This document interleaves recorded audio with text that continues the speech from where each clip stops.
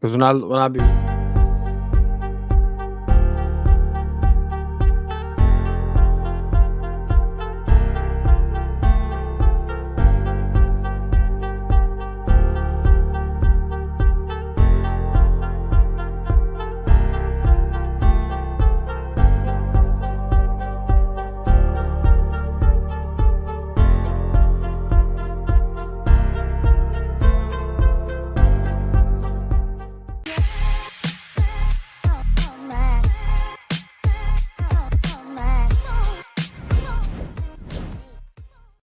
Yeah.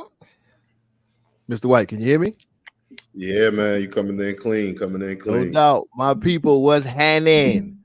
We back with another Therapy Thursdays. My name is Chief. I'm Bell. And we got our player partner, Mr. White, LCSW, Adrian White out of Charlotte, North Carolina. Oh, don't, man, I'm going to mess it up, Adrian. I was going to try to give him your email real quick. Info at Accelerated Elevation. I was going to say it backwards. AccelerateElevation.com. Check out the website. Accelerated will work too. Yeah. Check out the website. AccelerateElevation.com. Yeah, the website under my name. It's dope though. It's super dope. Mr. White, what's happening, baby? How you be? How you feeling? How you living? Man, what's good, man? I'm feeling good, man. I'm feeling good. I had some great coaching sessions today with just the men that I work with, man. When they hit the next level, that thing just does something for me. You know what I'm saying? Dope. And I was just thankful that I literally get paid to do something I like doing, because that wasn't always the case. As we know, sometimes, we got to grind, get it. We got to do whatever we can to make sure our families is good, but to be able to do a job that's rewarding and it's still like take care of everything I needed to be taken care of. It's awesome, man. So I'm just feeling humbled tonight. I'm feeling really, really good, man. That's definitely what's up, yo. Was that your check-in? Was that the check-in? Oh, I figured. I thought that's what you asked me was good. So I was just just checking in, just saying hello. But you went on in, so that's what's up. You know what I mean? All Black when in therapy, we open the door, you just let it ride. You know what I'm saying? That's what's up. Hey, Adrian, talk to me about your coaching. So when like that breakthrough that you experienced, like what's the demographic? Like when people want to find you for coaching, what should they come to you for coaching on? So I would say mostly transitioning. So any man that's transitioning, whether it's separation, becoming a father, trying to find yourself, just graduating college, issues in your marriage, relationship. So anything as it relates to a man, right? Juggling, trying to find your career, all types of things. And that's what men reach out to me, for. And it's easy because I feel like I've been through everything, right? Like I done made every mistake there is to make. So not only do I have a lot of the personal experience with me as a therapist as well, too, I use those skills when I do coaching. And so that's what You just muted yourself, player. My mic slipped out. The kids done ruined my mic. But really the only difference when I do coaching versus therapy is the type of relationship I can have with the people who I work with. So that's why I prefer coaching, right? So like a lot of people are moving to Charlotte. So when I coach them, they don't know a lot of people. We can go out and just have lunch. You know what I'm saying? There's so many different dynamics that I can do as a coach versus a therapist. Like another benefit of my coaching, you could text me throughout the week. Like we can engage. So it blends a lot of mentorship, in there as well. So yeah, my wife's a coach. I think I mentioned to you before, and she which I didn't even know still existed. All her clients, they use Voxer, so they communicate through Voxer and everything like that. I'm like, I didn't even know Voxer was still around, but that's what's up. Now I was just curious, just for our listeners, for those who want to know, because you've mentioned it a couple of times, and just wanted to make sure we gave them some more content around or context around what it is you do. But that's dope. That's dope. So, Mr. White, we had a conversation a couple of days ago, and it was about experience from a counselor's perspective. And what they were saying was, how like they say you take advice from someone who's made all the mistakes. You know what I'm saying? Or someone who's reached all the success. But someone said, like, if they haven't gone through it, they don't trust you. But I'm sure you encounter a lot of situations where people come to you and it's, you know, shit that you haven't dealt with. Does it make it easier for you when you've gone through these experiences, or is it just like, is there like lessons that teach you how to navigate through stuff that you haven't necessarily gone through yourself? You know what I'm saying? Does that make sense? Because a lot of people, some people wouldn't trust you if you haven't gone through what they've gone through. Well, I would imagine, but you answer, Adrian. I would imagine that's where his credentials come in. Right, but I'm just saying. That's what I'm asking. Like, so from your personal experience, is that even applicable? When I mean, not that it's not applicable, but like, isn't it like a fine line you have to go between inviting your personal life into the profession? Yeah, absolutely. So the rule of thumb that I follow, if I'm gonna share anything personal, is how does it help the person that I'm working with? If it's literally not gonna help them at all, then there's no point in me sharing it, right? But also the difficulty or what a challenge could be is if I relate closely too much to what the person is going through, I can then start to press on what worked for me onto them. And that may not be what they need. So I can start telling them what to do, assessing what they need and coming up with a plan that more so fits them. Is that so in some instances it's a benefit? Yeah, it's a benefit sometimes to work with a therapist who doesn't relate to what you're going through. So then there won't be no bias involved at all. They're literally just identifying the problem, setting the goals with you. They're looking for any faulty thinking, any cognitive distortions, anything like that.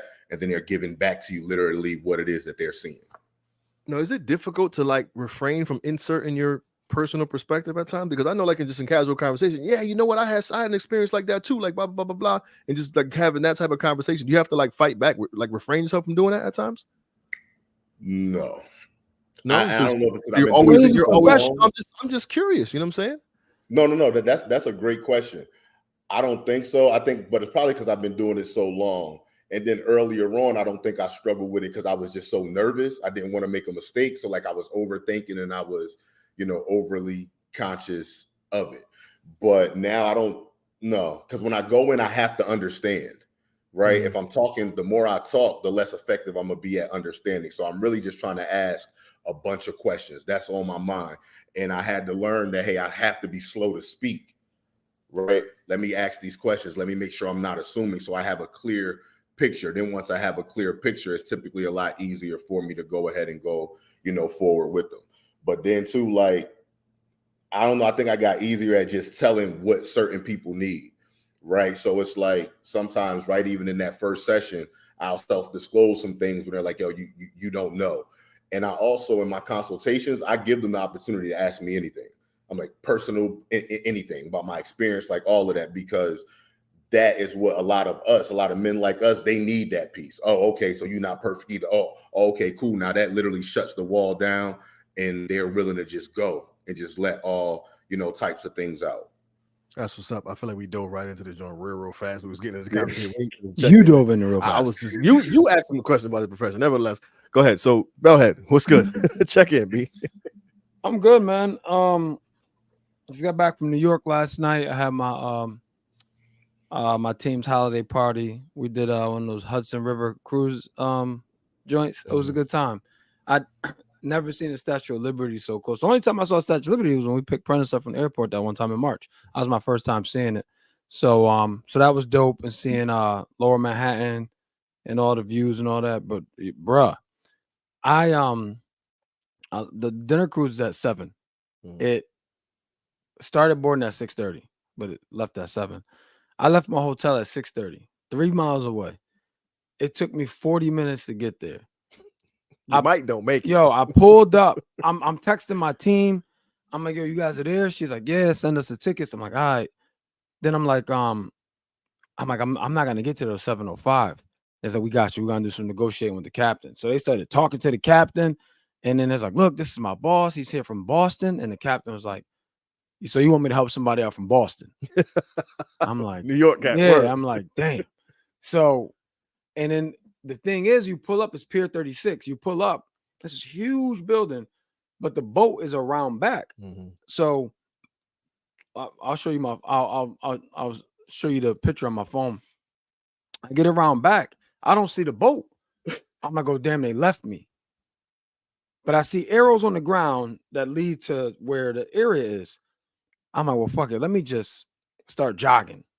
Now, mind you, I got a full suit on, a full length wool coat, some designer sneakers, and I'm in a full out sprint because now I can see the boat. But bro, that shit is so far. Like it's so far that they couldn't see me running towards them.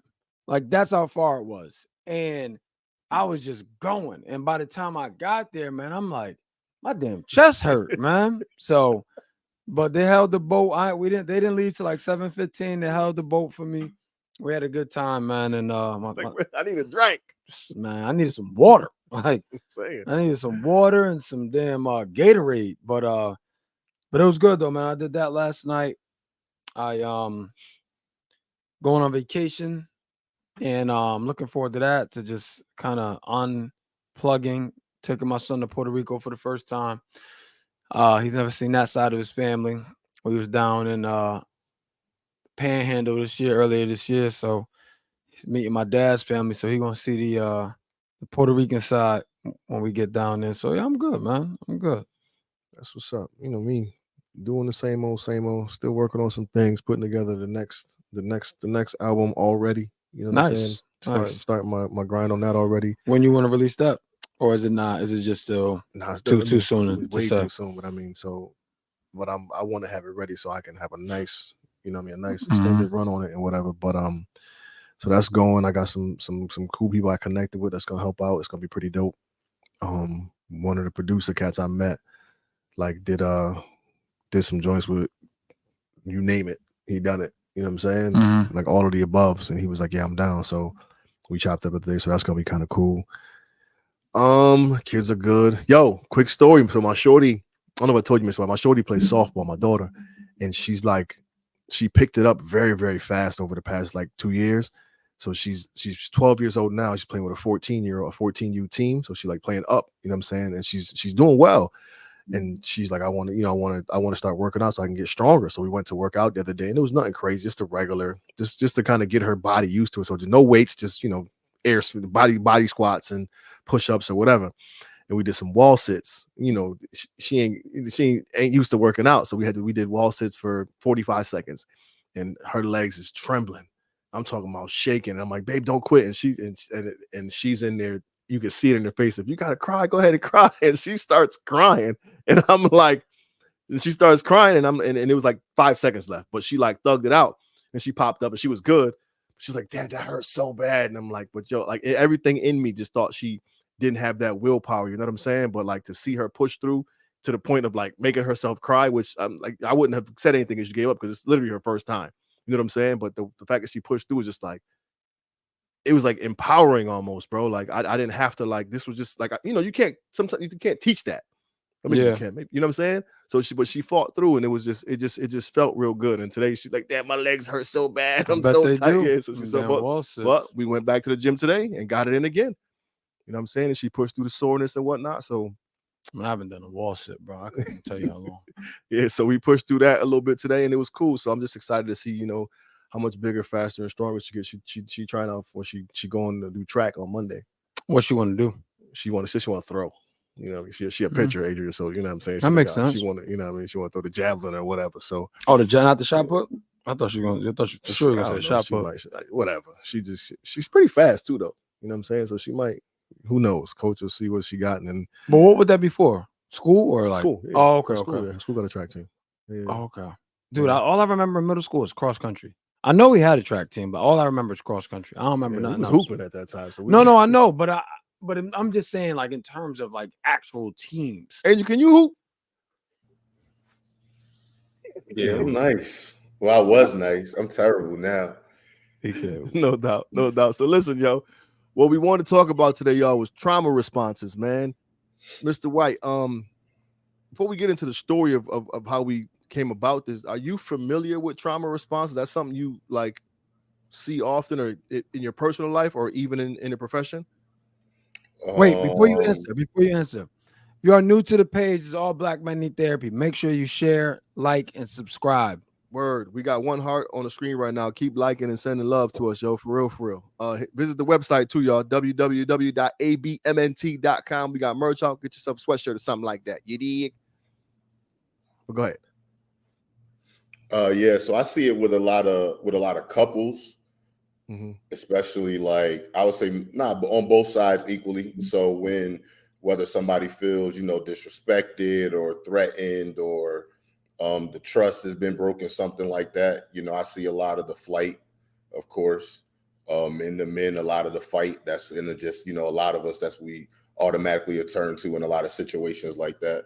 So I see it a lot in those areas, and especially too because I specialize now. So since I only work with couples and men around mostly transitions, that's the only way it show up. Like I don't even see people for other things like I used to.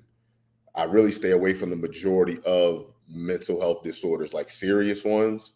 So yeah, that's my scope of it. So do you know if we ever told the people what it was? I don't think we ever told them. I don't remember when. I don't even remember when we did the episode. We talked about it was right around the time of the Oprah email. I don't think we ever told the people what happened. Right. Yeah. No, we did. I don't think we did, because I know in that episode we didn't. Maybe the one after. Well, you talking about how we responded when we got the email? We talked about how we responded. We never told them what the email was about and who it came from and all that good stuff. Oh. We never shared that information with anybody. And I'm guessing you want to share it now? Why not? Yeah, now's the time. So we got to hear the story though, right? So we get this email from this dude, right? And it says, we get a bunch of emails and it's like spam or whatever. So we didn't pay no attention to it. So then it comes back like 2 weeks later, and it's the same dude. And I'm like, okay. And then Bell looks him up on LinkedIn. Looked him up on LinkedIn. It's legit. So it's this dude from the Oprah Winfrey Network, the OWN network. And we like, that's hop on them. You know what I'm saying? And they reached out to us like, yo, we would like to get down with y'all, blah, blah, blah, blah, blah. So I'm like, yo, this is dope, right? So we schedule this, call. And they're like, yeah, we want to get you, to have this person on, and we'll pay you this much, and yada, yada, yada. And we like, yo, is this real? So we get the team together. We drafting up contracts, got them negotiating everything. They about to give us a bag. They pretty much in the email, so like, yeah, it's a go, right? So we like, word. So we get me, him, and Prentice. Shout out to my man P. We read the email, and Prentice is like dumb hype. So he calls me and he's like, yo, you ain't hype, blood? I'm like, we ain't signed no papers yet, bro. We got a little bit, let's wait till we sign them papers, right? And then Prentice is like, yo, what the hell is going on? Be like, you ain't hype enough for me. Man, I'm hanging up on you. I'm gonna give you a chance to get your shit right. I'm hanging up. I'm gonna call Bell. So he calls Bell, and Bell got pretty much the same response. Like, yeah, I just saw the email. Yeah, it's cool. You know what I'm saying? And then I guess Bell's wife. Yeah, she either overheard the conversation or I think he was on speaker. That's what it was. I think he was on speaker or something like that. And then she was just explaining to him, like, that's how I respond to good news. Like, if it's not final, finish, definitive, then I don't move one way or the other. Like, I'm just like, until it's something to celebrate, I don't celebrate it. And even sometimes also when it is time to celebrate, I still don't celebrate it, because now it's like, again, it wasn't, you weren't on, it was an episode we did recently. We spoke in length about how I perceive happiness and the strive, like the work that it takes to be successful. And what I say is, I may or may not ever be one that like rests on his laurels. Like, oh, I made it this far, I'm gonna just kick back and chill. The unintended consequence of that is you're always shooting for something and you never get a chance to enjoy, right? And be in the moment of what you've already accomplished. So I say that to say, my wife had explained, she's like, no, that's a trauma response. Like, you not being excited about this is something in your past that won't allow you to be happy about something until it's final, until there's no way it can be taken from you, till there's no way that it's in jeopardy. because until you don't, she basically you don't invest your emotion until it's warranted. You know what I'm saying? So I'm like, I never thought about it like that. That's just how I respond to most things. But yeah, so that's the story, and it wasn't anything dramatic or big, but it was just the situation was a dope situation. No, it was. But it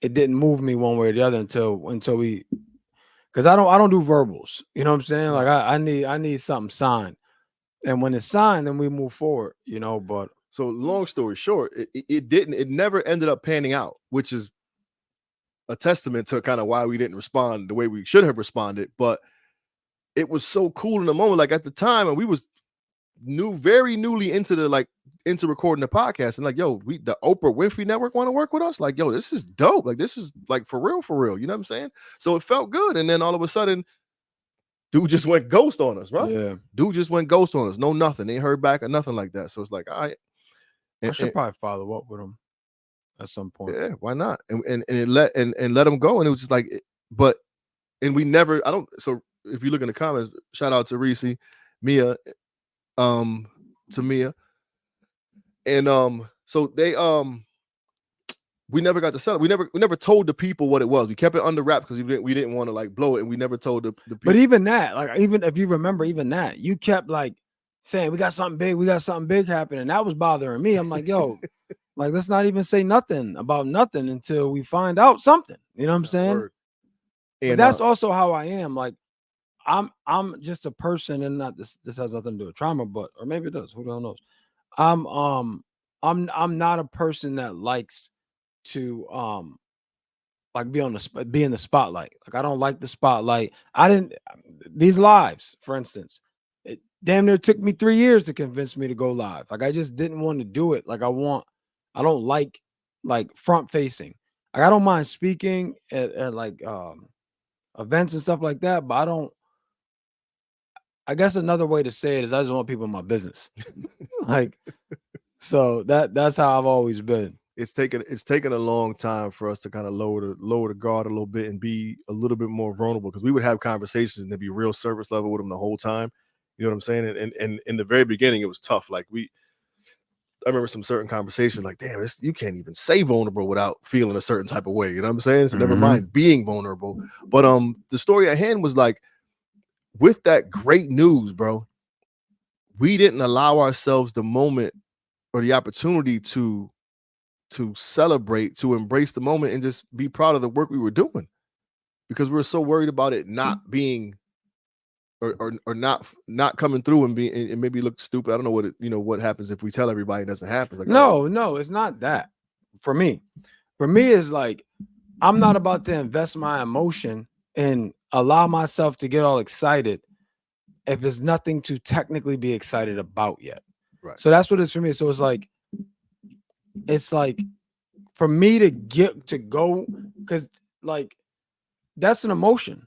You know what I'm saying? Like, that's an emotion. So I'm giving my emotion to somebody else in return to something great happening.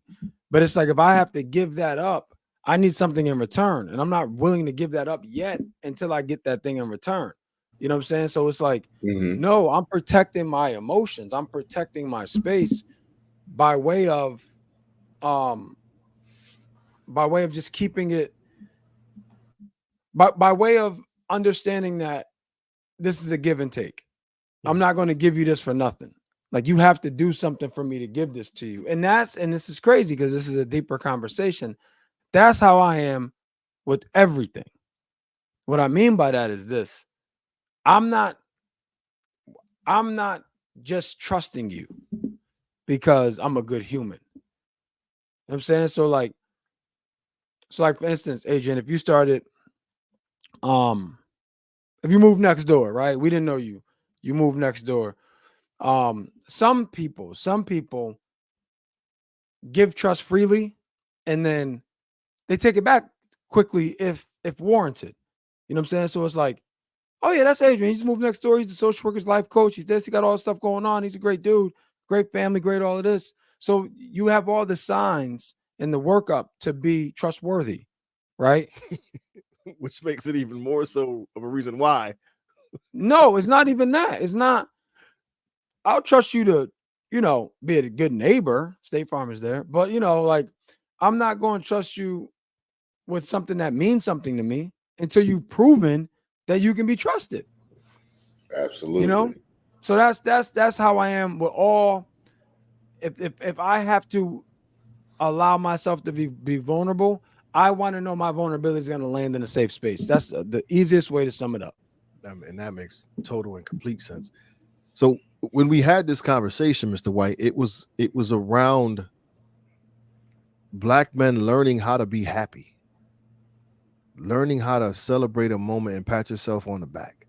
You ever see the meme where it says a year ago, or you're halfway to where you said you wanted to be a year ago, or something like that, or I can't remember exactly how it was worded, but you've made these strides and progressed to a point where you're like on the way to getting to your goal. And we don't acknowledge any of the good work that was done beforehand because we haven't reached the ultimate, the end goal. But we also move the end goal Continually, yeah. You know what I'm saying? Like you hit this one thing, then you I got to get something. At least I do. All right, so let me say this. So first, with your response with not getting happy, right? The thing about a trauma response is not bad, right? I think a lot of times people hear this trauma and it's automatically like a negative connotation to it, right? But a trauma response is literally just how you react to trauma. So I don't know if what you went through, I would have to know what you initially were going through to where, hey, maybe you got excited too early and you were disappointed, like the degree to which you were disappointed, to be able to say that that's a trauma response. Because really that's wisdom. Hey, there's nothing to really celebrate because you've been promised things before, but we know a mouth or me promising you something means nothing if it's not in writing. So to not celebrate that doesn't necessarily mean that came from a traumatic experience, right? Or that's how you respond to things that could possibly make you happier, that other people would feel like hey, other people would celebrate it. That sounds like that's just wisdom. Like that's just a wise way to look at things. It could be both, like it could be both. And I think I don't look deep into what has happened to me to evoke this current state emotion or response. You know what I'm saying? Like there may be something that, and I'm not saying there is or isn't. I honestly don't know. There may have been moments or a moment where something impacted me to the point where it now triggers this response. And I say may or may not because it could be suppressed. You know what I'm saying? Like I may never acknowledge that again. So to me, it may not exist. However, the feeling exists. So when this happens again, i.e. trauma response, when this happens, it's like, oh, let me protect myself. You know what I'm saying? And again, it's not just when good things. For me personally, it's every time I can lend anytime I can give somebody a piece of me, like I need to be sure. You know what I'm saying? Like I need to be really sure. And again, I don't know. I don't know where it comes from. It could be a survival tactic. It could be whatever. Yeah, that's something we would literally probably have to like explore. Like you would literally Unpack, just explore that with somebody, just different stages of your life, how you responded to different things, etc. But again, even if it is a trauma response, that doesn't make it bad. Or negative, no, that's you know what I'm saying? So that's a good call out too, because one could hear that and immediately attach a negative connotation to it. So that's a good call out. I do. I think what's cool about the whole thing is as I'm listening to it, like if we had to sit down and unpack all of this, like this is literally one of them things where you could be like, yo, no, that wasn't it. Oh, wow. When I was 7, you know what I'm saying? Like, this is one of them things that could really, really like take you back into the place. And so one of the experiences we talked about in that episode was like in the midst of me achieving certain accomplishments with my poetry, getting flown all to LA and doing a show on television and yada, yada, yada. Like I was happy to go, but it wasn't, I didn't allow myself to be like, yo, this is like a big deal, bro. Like I just, and I don't know why. And again, probably to the same note as Bell, like something that needs to be unpacked. But now that we had this conversation, I definitely feel like there's something there that has prevented me from like celebrating the the big wins. You know what I'm saying? Mm-hmm. Yeah, I agree completely. I work with people on celebrating the small wins, right? Because I think we can be so caught up on trying to reach a certain point, which, like Bell was saying, that point changes anyway. You know, as we grow, we're trying to fill these endless voids, how we talked about titles and things like that. So it's like we don't know how to celebrate small wins too sometimes, or big wins. That we can park right there for a second. Because that's the other thing. That's probably the bigger conversation. Like, Mhm. are we equipped to celebrate? Like, do we know what it means to celebrate? Right? Like, do we know how to celebrate? Like, because I can speak for myself. There's certain things that I accomplish that I don't talk about or I'll dumb down because I feel, depending on the audience, it can be like you coming over here talking to me about this X accomplishment, and I'm on Section 8. You know what I'm saying? But that relationship is that, like, we're still super close. Now, they may not be saying that at all, but that's in my mind, like how I look at it. Like, I'm over here basically, and I wouldn't be, but I'm just for the purpose of this conversation, I'm over here boasting about, an extra $30,000 I made or whatever the case. And this person didn't make $30,000 for the year. Right. You know what I'm saying? So for me, that's another reason why I don't, and it's a greater conversation. That's another reason why I don't necessarily talk a lot about things, because then the other thing is, it's like, more you talk about things, and I'm not saying this is a fact, I'm saying this is how I perceive it. The more you talk about things, the more things you potentially would have to give people. You know what I'm saying? And it's like, so for me, like, I don't necessarily brag or anything. And you could tell, bro, like you probably have experienced as you move through your education and your credentialing and everything like that. People sometimes, again, this is why I always tell him it's so important, like your environment and who you surround yourself with, because I've been places, man, and literally haven't said a word about anything, like professionally, that I do. And the responses to people, like, it's almost like all of a sudden I become intimidating. You know what I'm saying? Where it's like, bro, I'm just here trying to get a drink, man. Right. Like, I'm just trying to get a drink. Like, doesn't matter what my title is, and literally, like, I won't speak about these things, and then they'll press me about certain things, and then I'll be forced to answer. I'm like, oh, you're all of this, I'm like, no, you said that, Right. not me. You know what I'm saying? Like, you asked me a question, I answered it. A question I didn't want to even go down this road on, but here we are. So there's a level of insecurity in me and in people that I just don't want to expose sometimes. So I also don't celebrate it, right? That's me personally. But I also think, as Black people, I mean, I'm an overarching Black people, like, I think there's been so many things that we could not celebrate, that is hard to find the things to celebrate, if that makes sense. I don't know if that makes sense, but No, it does. And I like what you were saying too, because I feel like it can go twofold, right? You can have somebody who, and I think the majority of it always stems from childhood, right? Some way, 100%, 100%. form, shape, right? It's all connected. So it could literally be to where you weren't celebrated as a child. So now it literally means nothing to you because it was never validated by your parents, which could lead to the insecurities, right? But rather than feeling like, or acknowledging that we're insecure, we'll tell ourselves, well, hey, no, I don't want to do this because then they just gonna hype me up and I don't want the attention. But when in all reality, it's because you don't even see yourself as a good person, or like you really even accomplish something, or deserve it. Or deserve it. Absolutely. Because that's another thing that I dealt with before. And not that I didn't feel like I deserved it, because I know how hard I work. So that's not the case. But I see people and I'm like, they're deserving too. You know what I'm saying? Like, they're deserving too. And, whatever circumstances, whatever the case. But and it's like I would tell him all the time, man, like there's nothing like for me more fulfilling than like bringing people along with you. Like, you know what I'm saying? As you do different things, certain things, like just bringing people along with you. You know what I'm saying?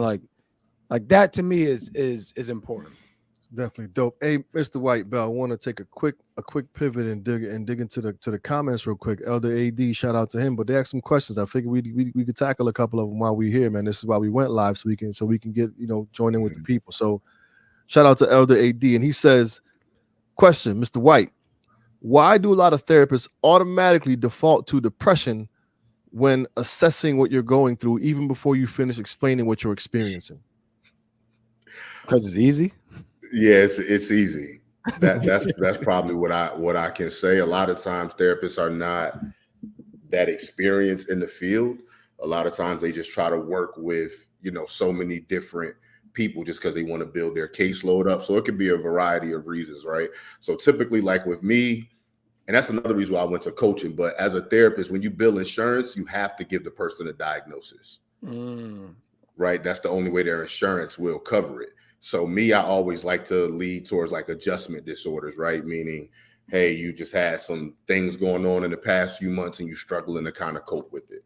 Those are my initial ones because I feel like it takes a lot longer than one session to determine if somebody has, schizophrenia or even anxiety. I feel like it takes more unless they have like a history, their own medication, and things like that. But I really think it is just a default thing. And people don't always know, their DSM.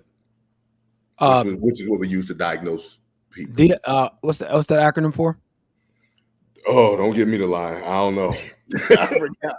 But it's the D. Dang, that's terrible. I don't know. But it's pretty much like a book with all of the diagnosis. It has all of the criteria that they need to meet. So really, we would look in the book. Do they meet this? Do they boom, boom, boom? Okay, this is the diagnosis that they have. No, yeah, we got like that. We got something like that for like leadership. But real quick, speaking of diagnosis, do you have ADHD or something? Like I'm in Chief's house right now, and this dude's literally touched everything on this damn desk. Like we have a camera on the desk. He took it from one place and moved it to another place. The unhooking like headphones and putting them in bags. It's like, sit your ass down somewhere. Don't worry about what I be doing, B. I'm good. I'm balanced out. Listen. This dude's doing everything over here, man. Chill like, out, B. Like none of this shit is bothering any of us. It is not in the way of nothing. People in the chat, it's like to Elder AD, Reese, Mia, Bag of Toast. That's what's up. Let me keep going. And she did say we never told the people about it. And Reese been following us since day one. Bell, they say they truly listen. Shout out to my guy, man. You know what I'm saying? We're truly proud of your growth. Comfort level and allowing us to get to know you in real time. Bell, low key, your lives are great, and we look forward to hearing them. Hey, so I'm about to launch my own Instagram page, y'all. Finally, I'm about to do it, man. I'm about to launch my own Instagram page. Elder AD says, Bell, do you think because you're so self-sufficient, self-sustaining, and self-aware that your response was subdued because the email was not a result of the work you put in?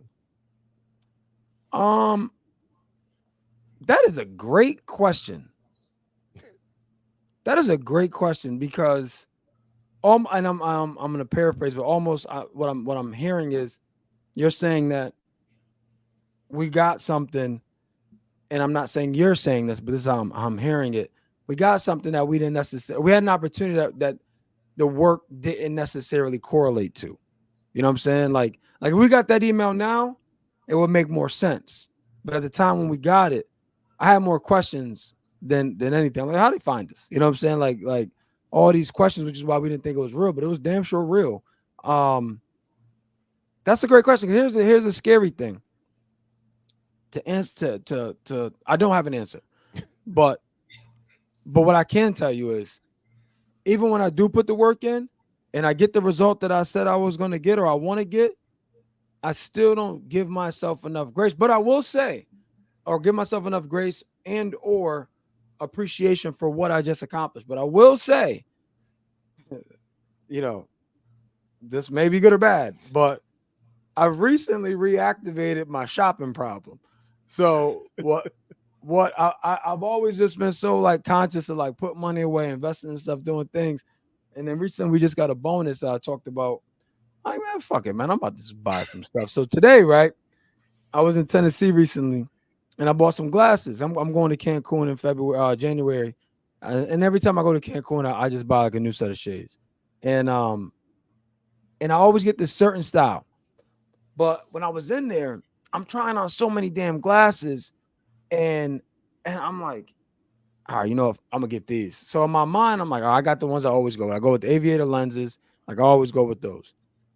I'm coming back from the airport today, and the sunny. I'm in the back of the Uber. I go grab my glasses. I put them like, oh, I bought these. I didn't even know what I bought. Is my point. Like I didn't even know what I bought. Like that's how. And I bought like 4 pair of sneakers over the last like week. It's getting out of hand. It's getting out of hand. So I have been celebrating myself, but now I'll be swinging the pendulum. Like I don't do shit, you know, and then I do everything. So I got to shut it down. Shout out to my guy Larry Frank. Hey, Larry Frank. Up in there. He says, "Greeting, brother. I honestly think it all boils down." Put that up there. I honestly think it all boils down to what you want to verbalize, because negativity hits different when it's verbally conveyed versus suffering in silence. Touche, my brother. What do you mean by that, Larry Frank? Oh, it's the Diagnostic and Statistical Manual of Mental Disorders. You know what I'm saying? We knew what that was. Yeah, we knew that. You know I always want to give y'all some homework. You know what I'm saying? He said, let me get the 5 you told Chief he couldn't get. You got the bonus and ain't passing out no bread. Oh, shit going. I told you I just reactivated my I got trips coming up and shopping, bought some suits. What was the other? It was another. I want Larry Frank, if he's still on, to expound on that, because I think I know what he's saying, but I'm not really sure. Are you saying that when you say things aloud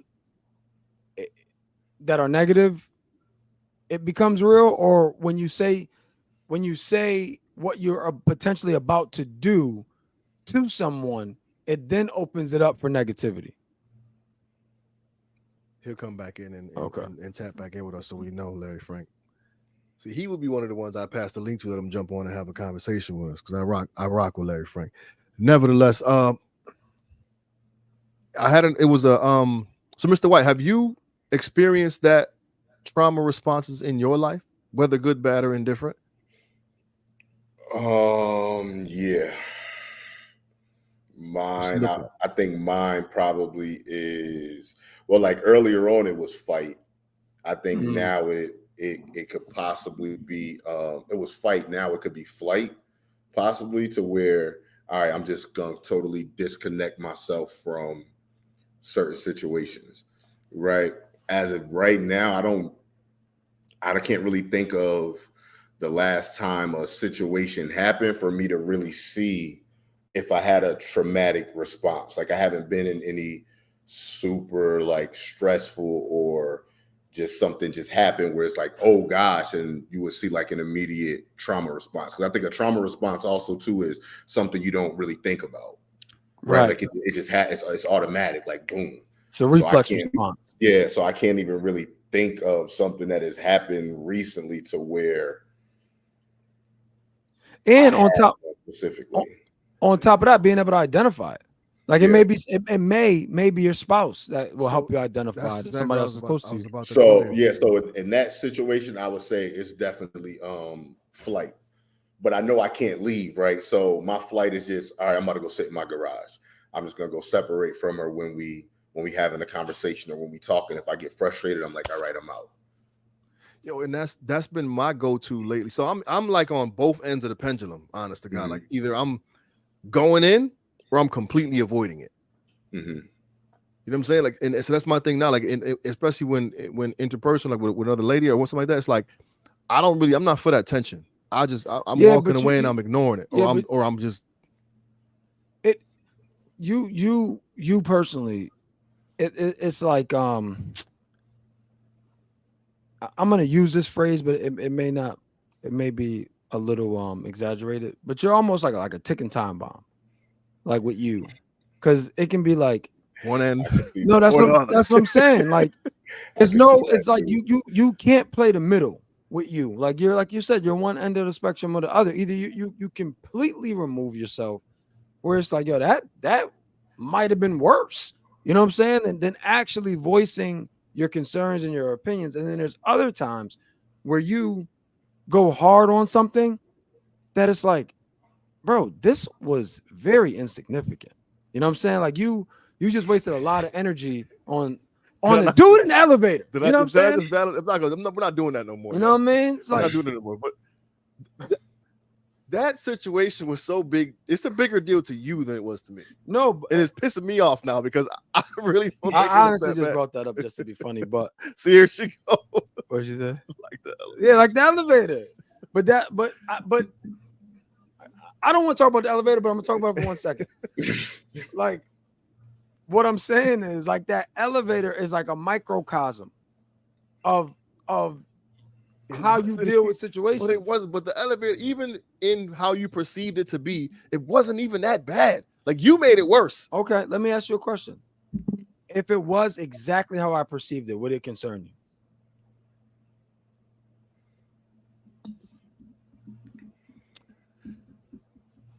Yes, because I don't want to be perceived that way. No, because it doesn't happen often.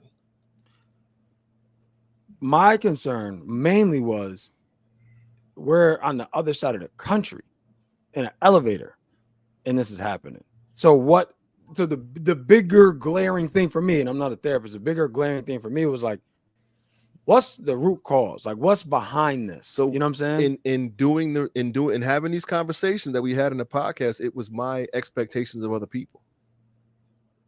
And it's simply acknowledging that I can't expect people to treat me how I would treat them. Yeah. I have to lower my expectations in that regard. No, I agree with that. But how I received it was like you felt disrespected. I think more so, my first jump was racism. That's the first place I went in my head. Mr. White, you're not familiar with the elevator situation? Did we tell you already? Nah. Oh. We've had this conversation on 17 episodes. Yeah. But we was in the elevator.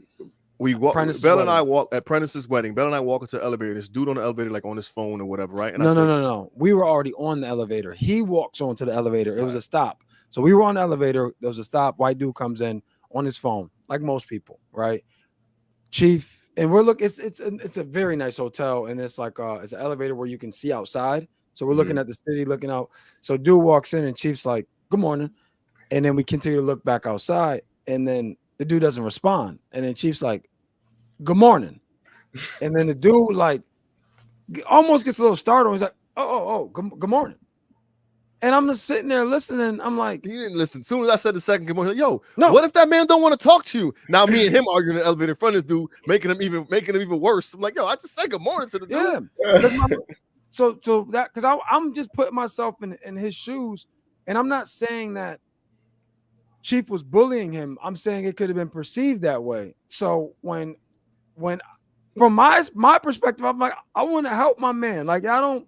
Because like this isn't a real thing. Like, I was trying to help him by just trying to provide some comfort for walking into an elevator with two big black niggas. You know what I'm saying? And it immediately got uncomfortable. Immediately, like you talk about like it was, and that's what I was trying to tell him. I'm like, yo, if your goal is to make him more comfortable, allow him to be him.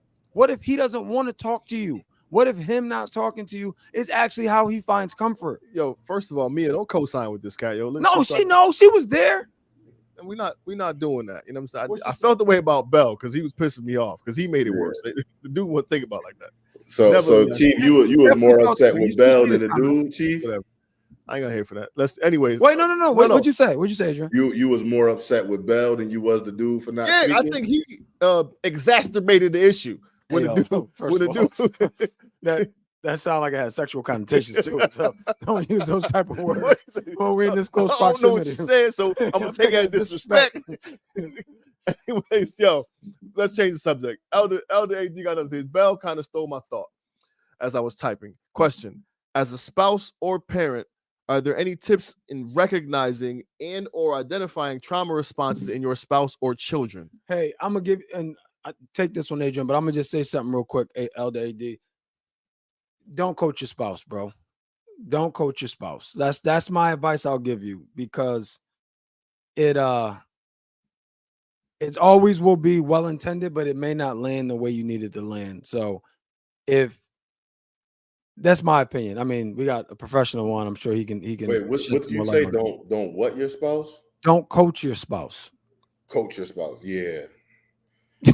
Yeah, that's real. You literally have to be able to provide a space to Yes. where it's safe for you to give the feedback, right? And that's not always where a lot of couples are at. That's why when they do it, they don't even know how to receive it or to Yep. even give it in a way that it's received from a place of love, right? Typically, when we want to point out the flaw, we're already upset, right? We're not thinking about, hey, when is the best time to even have this conversation? Are there any particular words that I need to use? Can I even ask them, hey, do you feedback about something that I saw? You know what I'm saying? So I definitely agree. I remember having to learn, like, yo, it's, you know how men say, yo, you're supposed to teach your wife and things like that. I remember when it came so clear as day to me, like, the best way I teach her is by modeling the behavior. Exactly. Right? Like that's it. I don't need to be telling her what to do necessarily now. But because I serve her, she'll come ask me. And then that's when I do it, right? It literally has to be her asking or me making suggestions. Hey, so what do you think about this? Rather than saying, hey, do this. Hey, if you did this, how do you think it would work out? Bro, that should happen today. Like, I kid you not. And a very, very small, minor example, but we're driving back to Connecticut. I mean, from Connecticut. But I was out late last night with the team and I flew in this morning. I was just dumb tired. I was like, oh, can you just drive? I always drive. Like, I'm always driving. I'm just a way better driver than her. And I only really feel comfortable when I'm driving. But in that same vein, what I would do often is while she was driving, I would say things to her. I'm like, yo, slow down. Why are we going this fast? Well, like stuff like that, like backseat driving. You know what I'm saying? Now I go to sleep because I'm like, if it's going down, it's going down. There's nothing I'm gonna be able to do. You know what I'm saying? I just don't want to see it. So I'm gonna just go to sleep. So today we had stopped. My son wanted something to eat real quick. We had stopped at the McDonald's to get him a Happy Meal. And we're exiting, but it's like a big truck stop and all of that stuff because it's on the highway. And I see her going the wrong way. But I'm just like, I'm gonna let it be. You know what I'm saying? Like, I'm not, it ain't the time or the place. You know what I'm saying? She'll figure it out. So that's why I don't say nothing. Even when we're driving home, like she doesn't drive so much. Like I drive so much that she has to put the GPS on to get back to Connecticut. You know, like where I don't like we've been in Boston almost 3 years. Like how you don't know how to get back home yet is crazy to me. But anyway, we're driving, so we get off the same exit every time we come home. She put Manchester, the town where our parents live, in the GPS, and I'm seeing us about to drive and pass our exit, but I'm just like, you know what? I'm gonna just let this go. I'm gonna just let it pan out how it's supposed to pan out. So we get off 2 exits past our exit, and all I said when we got off the exit, I'm like, we never went this way to get home before. And then she's like, what? Oh my God. I realized I just put Manchester in and I'm just getting off the exit that the GPS provided. So then I had to put in my in the GPS my mom's address so we can figure out the best way to get to her house. But yeah, man, whereas old me, like, yo, slow down, exit right here. You know what I'm saying? Like we got to get off right here, but that could have led to all kinds of other things. And it's just like, it's not that serious. So no, I do not coach my spouse. She always gets at me because my company, we're a sales organization and we're always giving each other feedback. You know what I'm saying? Like constructive, reinforcing, whatever the type of feedback we're given. And she's always like, don't be giving me no feedback. You know, so I don't want to hear no feedback. And I'm like, all right, you got it. Now, before you tackle that question, Miss, well, I think you already did anyway. But those who are watching us right now, go ahead and click that like button one time. As my man Hint would say, the likes help the channel the most. We trying to help this thing grow. You know, we just getting started. Mr. White said he was there from the beginning of that joint. He saw it grow to what it has now. So we just trying to. And you here for the beginning of this? Move in a good direction. You know what I'm saying? So if you want it right now, hit the like button one time. Subscribe to the channel. We doing some big things. I think we got a good session in today, fellas. I don't know if we need to keep it going. Anybody? Any other pressing questions? Anybody in there want to go and ask LCSW. Well, let me. I do want to get back to that question that was up there, just to give people like something specific to look at. I think the main thing in terms of just identifying the trauma response, it just boils down to awareness, right, and being curious. So I say that's the main thing. Pay attention to your spouse. Pay attention to your children, right? If they say they had a bad day, or a death in the family, or when they're angry or when they're upset, how is it that they are responding? Talk with them and process those things with them. But it literally boils down to awareness. Now, I don't know if I would necessarily be focusing on what their trauma response necessarily is, because it's not always a bad thing, right? It's only if it's used in excess, right? So if it's fighting and this dude is just swinging off on people every time he get mad or he gets offended or something, okay, now it needs to be addressed. But I would just always start with awareness and asking questions. Try to gather as much information as you can, and always come from a place as if you're genuinely interested.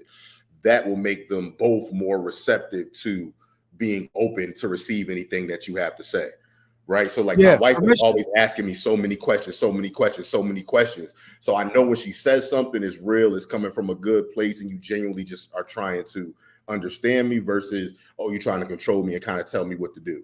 Yeah, or are you trying to therapize me or whatever? Yeah. That would be. I'm thankful. My wife is like the only woman I've been with who never accused me of that. I get that all the time. Like, yo, I'm not trying to do therapy. I don't care. I do therapy all day. I'm just trying to chill. Like, I'm off the clock. I'm not trying to work right now. That's fun. So these are some gems I can apply when it's time. Nevertheless, my people, this was dope. Lots of gems from it. Those hit that like and whatnot. But we like to, that's your Wi-Fi. You ain't got no bars. I'm up here, cuz chill out. I don't even know what that is. We're gonna find out, but I'm good to go. Mr. White always his Wi-Fi always cracking up. He knows his. I don't know. Look at him. He ain't gonna lie to you. You ain't even got a bar though. What we got? I don't know what that is. Yeah. Nevertheless, again, I thought it was dope. Connection is unstable. Sounds like your Wi-Fi. Nah, it ain't me, B. I'm good over here. Go ahead and give us a final thought, Bell. You first. I think the biggest gem that I got from this today for me was trauma responses don't have to be negative. You know what I'm saying? Like, trauma responses don't have to be negative, or perceived to be negative. Like, that was good for me to hear, because I think at least that's where I go. Like, if I hear a trauma response, I'm like, all right, that means there's some shit that I haven't sorted out that I need to get through or whatever.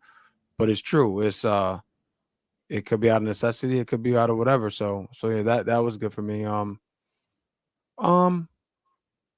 Keep conversations going. Like, I learned that through this conversation. We're talking about an episode we did over a year ago, and that never came up in the conversation the first time. So I just like to continue having open dialogue with, well, quite frankly, people who know more than you do in certain areas, So continue to expand your network and your circle, to put yourself in rooms where you're not the smartest person, quite frankly. Mr. White, final thought. Since I mostly work with married couples, don't try to coach your spouse, right? It's not that it's they're gonna be coming to you for another reason. Like, so how does divorce gonna work out? But it's literally just a matter of, sometimes we're not competent in a lot of things, right? We think we just know, but if you had to ask yourself, okay, where did you learn how to be married, right? Where did you learn to be a good husband and do this stuff from? More than likely, you haven't seen it, or you didn't even have access to your parents, the ins and outs of their marriage. So really, you don't know.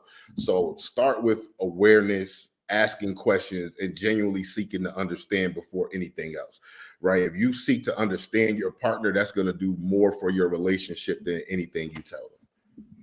So I love it. I like the not that I haven't heard it before, but I think it's important for people to remember, like, cultivating a safe space to have those difficult conversations is ultimately important. If you can catch yourself in the midst of your frustration and go, this probably isn't the best time or environment or tone that I have right now, it'll make all the difference when you do have this conversation with your spouse. And I think, two people willing to or two people fighting for the same goal and willing to take that space and then have the conversation when they're ready, ultimately creates a strong foundation for you guys to move forward and build on. So like Ray said, he's like, sometimes the volume don't allow you to hear the message. yes. You know what I mean? Mm-hmm. That's when I work with couples, the first rule of communication I tell them is maintain self-control, y'all. If y'all are starting to argue or somebody's getting upset, the conversation needs to end. And that's one of the ones they all struggle with. Yo, my wife and I, it was like this, like pride, ego, whatever you want to call it. But every time we would like argue, like bicker in front of people, like our close friends, it always became like a pissing contest. You know what I'm saying? So in therapy, we ended up creating a safe word. You know what I'm saying? To stop the other person from going any further if you recognize it before they do. So our shit was I think I left the garage door open. That's fire. I like it. I like it. I remember the last one we had was in the middle of the bar, just going back and forth about something. I was like, I think I left the garage door open. Everybody was like, because then she just shut up. You know what I'm saying? Everybody looking like, the hell is going on here? That's good, man. That's good, though. Again, that's effective communication. Now you guys I'm sure you guys double back on that conversation. No, I mean, but we just worked at it, man. We've been in therapy shit, bro, for fucking 6 years, something like that. Couples therapy, at least 6 years. So we just been working at it. And because it's not, this is my opinion, and maybe Adrian, you feel the same. I personally don't believe that therapy is like a one-time thing, or you know what I'm saying, or like a 6-time thing. You go 6 sessions and you're fixed. I don't believe that. I believe, like my chiropractor told me, I was like, man, I don't want to go to you, man, because I have to come to you for the rest of my life. He's like, nah, I hear you. He's like, you gonna brush your teeth for the rest of your life? And I'm like, yeah. And I'm like, shit. Got me.